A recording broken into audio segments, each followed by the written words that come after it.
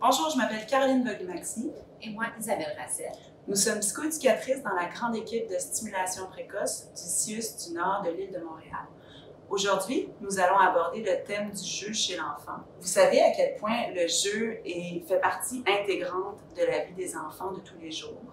Je ne sais pas si vous gardez souvenir, vous comme enfant, comment vous aimiez jouer, les souvenirs que vous en gardiez, avec qui vous jouiez, quel jeu, à quoi vous jouiez. Isabelle, peux-tu nous parler aujourd'hui de à quoi sert le jeu et pourquoi c'est si important de jouer avec notre enfant? Oui, avec plaisir. Le jeu, en fait, ça sert à stimuler, ça touche à toutes les sphères du développement de l'enfant, que ce soit la sphère de la motricité, cognitive, affective, sociale. Ça touche à tout. C'est pas juste pour passer du temps. À travers le jeu, dans le fond, l'enfant, il peut apprendre à réfléchir parce qu'il doit trouver des solutions. Il apprend à résoudre des problèmes, il apprend à s'exprimer, à communiquer, il apprend son vocabulaire, à enrichir son vocabulaire, à développer ses habiletés sociales comme apprendre le tour de rôle, apprendre, je sais pas, à partager, ce qui est une des choses les plus difficiles à apprendre, à coopérer, à socialiser, à reproduire, imiter. Il peut apprendre plein de choses comme ça à travers le jeu. C'est vraiment intéressant de comprendre ça, comment un enfant, quand il joue, se développe dans toute sa globalité. On sait à quel point nos enfants jouent toute la journée, souvent en jeu libre. Hein? Moi, ce qui m'intéresse aujourd'hui, Isabelle, c'est de comprendre qu'est-ce qu'on en retire, nous, comme parents, quand on joue avec notre enfant, et qu'est-ce que notre enfant vient chercher lorsqu'il joue avec nous dans ce contact-là à deux.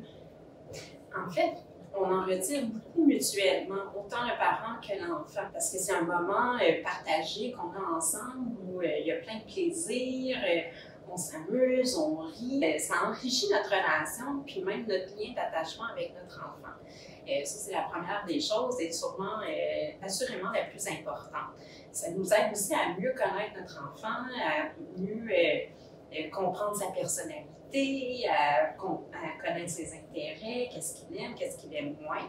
Puis, en plus, on peut servir de modèle pendant ce moment-là pour les émotions, pour les sentiments, quand il y a quelque chose de difficile de refléter. Ah oui, c'est vrai que c'est difficile, puis on va trouver une solution. Fait qu'on est là aussi comme modèle. Ça l'apporte vraiment beaucoup, fait que notre enfant y apprend. En plus, il est rempli d'attention positive.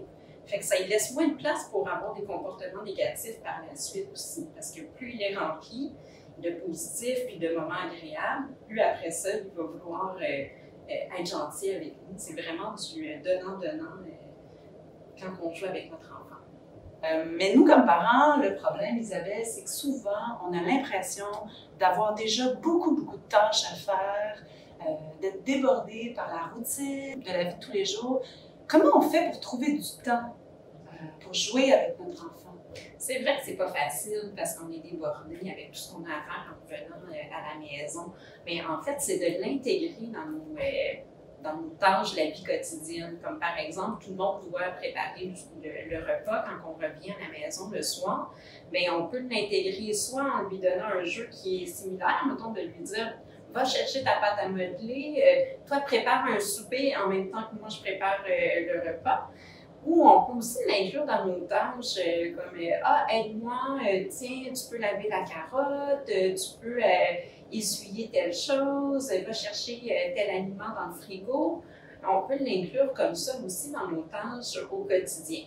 Mais c'est sûr que c'est pas toujours facile, mais de prendre ce petit moment-là, l'enfant il va sentir qu'on l'inclut puis qu'on lui donne de l'attention. Alors ça aide en l'incluant. Ce qu'on retient, Isabelle, aujourd'hui, c'est vraiment cette notion de plaisir qui est au cœur du thème du jeu. Comment, quand on joue avec notre enfant, on lui donne le goût d'apprendre et on l'aide à se développer. Effectivement. Puis lors d'une prochaine capsule, on va faire une démonstration de comment, avec un seul jeu, on peut développer toutes les sphères du développement de notre enfant. Au plaisir de vous revoir dans une prochaine capsule.